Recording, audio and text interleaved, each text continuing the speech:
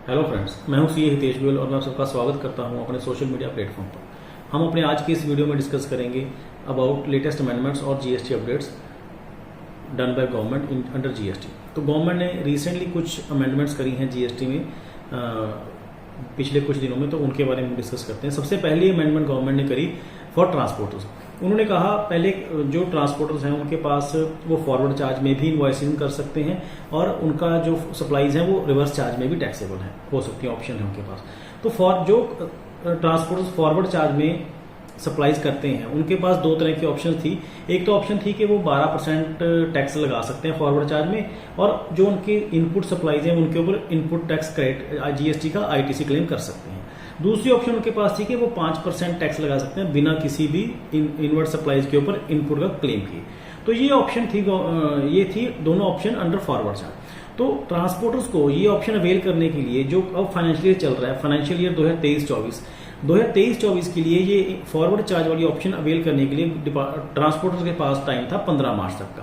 पर अगर वो कई ट्रांसपोर्टर्स 15 मार्च तक इस ऑप्शन को अवेल नहीं कर पाए, तो उन जैसे ट्रांसपोर्टर्स के लिए गवर्नमेंट ने इस अमेंडमेंट के थ्रू उनके लिए टाइम एक्सटेंड कर दिया। गवर्नमेंट ने कहा कि अगर कोई ट्रांसपोर्टर अपनी ऑप्शन अवेल नहीं कर पाया with in the required time, तो वो अब उस ऑप्शन को अवेल कर सकता है बाय फाइलिंग एनेक्सर 5। पहले भी एनेक्सर 5 फाइल करना था within the non extended date, अब एक्सटेंडेड डेट में भी एनेक्सर 5 ही फाइल करना है। तो वो एनेक्सर 5 फाइल करना है। अब उन्होंने डेट उसकी एक्सटेंड करके कर दी 31 मई 2023। मीनिंग देयर बाय अगर आपने फाइनेंशियल ईयर 23-24 में किसी ट्रांसपोर्टर ने फॉरवर्ड चार्ज की ऑप्शन अवेल करनी है, तो वो उस फॉरवर्ड चार्ज की ऑप्शन 31 मई 2023 तक अवेल कर सकता है बाय फाइलिंग एनेक्सर बी। और इसके साथ ही उन्होंने कहा कि अगर कोई ट्रांसपोर्टर नया जीएसटी नंबर लेता है ड्यूरिंग फाइनेंशियल ईयर और यहाँ उसकी सप्लाई की जो उसकी टर्नओवर है वो थ्रेशोल्ड लिमिट से क्रॉस कर जाती है, तो वो भी इस ऑप्शन को अवेल कर सकता है बाय फाइलिंग एनेक्सर वी। तो इसका एनेक्सर वी का टाइम लिमिट उसमें उन्होंने प्रिस्क्राइब कर दिया कि जब आप नई रजिस्ट्रेशन लेते हो, अप्लाई करते हो, तो within 45 days from the date of application of GST registration और within 30 days from the date of obtaining of registration.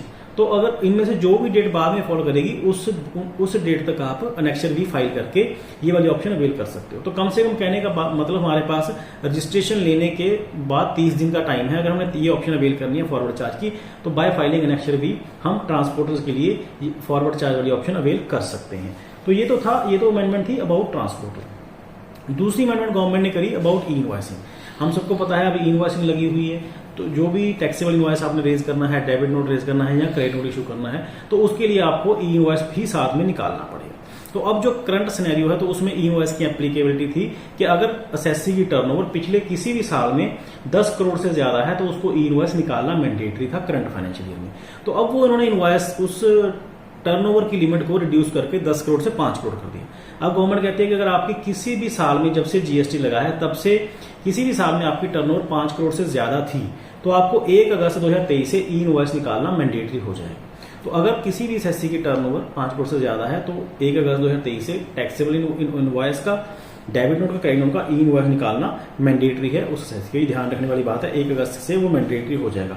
जो एसएससी अब ऑलरेडी ई इनवॉइस निकाल रहे हैं 10 करोड़ से ज्यादा है, उनके लिए need not to worry about, but otherwise जो एसएससी पहले ई इनवॉइस नहीं निकाल रहे थे, जिनकी टर्नओवर 10 करोड़ से कम थी, उनको ध्यान रखना पड़ेगा कि मेरी टर्नओवर किसी साल में 5 करोड़ से ज्यादा है, तो वो आपको वो ई इनवॉइस उस एसएससी के लिए मैंडेटरी हो जाएगा और उनको निकालना पड़ेगा। और ई इनवॉइसिंग ना निकालने के हार्श कॉन्सिक्वेंस हम सबको पता ही है, कितने उसके हार्श कॉन्सिक्वेंस हैं, हम अपने पहले वीडियो को डिस्कस कर चुके हैं। तो ये डेट जरूर ध्यान रखने वाली बात है, 1 अगस्त 2023 से हमें 5 करोड़ से ऊपर वाले एसएससीज के लिए ई इनवॉइसिंग मैंडेटरी कर। उसके बाद जो उन्होंने अमेंडमेंट करी, वो अब गवर्नमेंट का रुझान फिजिकल ऑफलाइन वर्क से लेकर छोड़कर वो कंप्यूटराइज मॉडर्नाइजेशन की तरफ जा रहा है। अब गवर्नमेंट ने जो अगली अमेंडमेंट करी वो आर्टिफिशियल इंटेलिजेंस से रिलेटेड थी। तो वो गवर्नमेंट के डिपार्टमेंट के पॉइंट ऑफ व्यू से, हमारे एसएससी के पॉइंट ऑफ व्यू से नहीं, but that linked with SSC directly और इनडायरेक्टली। तो गवर्नमेंट ने कहा कि हम एक automated return scrutiny model for GST return शुरू करेंगे। तो वो शुरू करने से पहले उन्होंने एक टेस्ट ड्राइव लॉन्च की उस चीज की। वो टेस्ट ड्राइव उन्होंने लॉन्च करी जीएसटी सेंटर डिपार्टमेंट के लिए। तो जो सेसेस जिनका जुरिडिक्शनल ऑफिस जीएसटी सेंटर में है, तो ये उनके ऊपर एक वो टेस्ट ड्राइव उन्होंने लॉन्च करी। इसमें उन्होंने क्या कहा उसमें उन्होंने कहा कि जो सेंटर के ऑफिसर्स हैं वो स्क्रूटनी करेंगे जीएसटी रिटर्न्स की on the basis of this data analytics and risk identified by the system. जो जिन असेसिस का जो डिस्ट्रिक्ट ऑफिस सेंटर है और जिसकी रिटर्न सेंटर में जाती हैं जीएसटी सेंटर में, तो उनकी रिटर्न्स को data analytics and risk identified system identify करेगा कि इन रिटर्न में कितना रिस्क है, उसके डाटा को एनालिसिस करके, और उस डाटा को एनालिसिस करके सिस्टम ही हर ऑफिसर्स के पास, जीएसटी सेंटर के हर ऑफिसर के पास इंफॉर्मेशन भेजेगा और उस इंफॉर्मेशन के बेस के ऊपर असेसिंग ऑफिसर जीएसटी सेंटर का वो असेस करेगा कि इसमें रिस्क कितना है। अगर उसको लगेगा ठीक है, कोई विद इन लिमिट है, जो उसके उनके प्रिस्क्राइब पैरामीटर्स हैं, तो डन कर देंगे, अदरवाइज उनकी फर्दर प्रोसीडिंग करेंगे। तो असेसमेंट शुरू हो सकती है, एनीथिंग ASMT 10 इशू हो सकता है, फिर फर्दर प्रोसीडिंग जो है वो चलेंगे। तो ये जो ऑटोमेटेड रिटर्न स्क्रूटनी मॉडल है, ये गवर्नमेंट ने for the timing financial year 2019-20 की जो रिटर्न थी उसके लिए शुरू किया है, और उन रिटर्न्स के से रिलेटेड डाटा जो डाटा है वो ऑलरेडी ऑफिसर्स के पास जा चुका है, उनकी डैशबोर्ड के पास जा चुका है। तो 19-20 से उन्होंने शुरू किया है, अब ट्रायल मॉडल पे, ट्रायल बेसिस पे है, और सिर्फ जीएसटी सेंटर में है। तो ये गवर्नमेंट का रुझान towards computerisation, artificial intelligence, further जो भी इसकी और branches we can say robotics, उनकी तरफ जा सकता है। तो इसमें AI, डाटा एनालिसिस, सारा टैक्स इवेजन से बचने के लिए गवर्नमेंट ये स्टेप उठा रही है कि इसमें किसी भी तरह का टैक्स इवेजन ना हो सके। ये बिल्कुल अच्छी बात भी है कि जो बिजनेसमैन है या जो भी हैं उनके लिए बिजनेसमैन, अच्छी बात है कि कोई ऐसी चीज़ ना हो, अगर गलत रिटर्न ना आ गई हो, टाइमली पता लग जाए तो ठीक, उसको रेक्टिफाई भी किया जा सकता है। तो ये कुछ अमेंडमेंट थी जो गवर्नमेंट ने पिछले कुछ दिनों में करी, जो हमने अपने इस वीडियो में डिस्कस किया।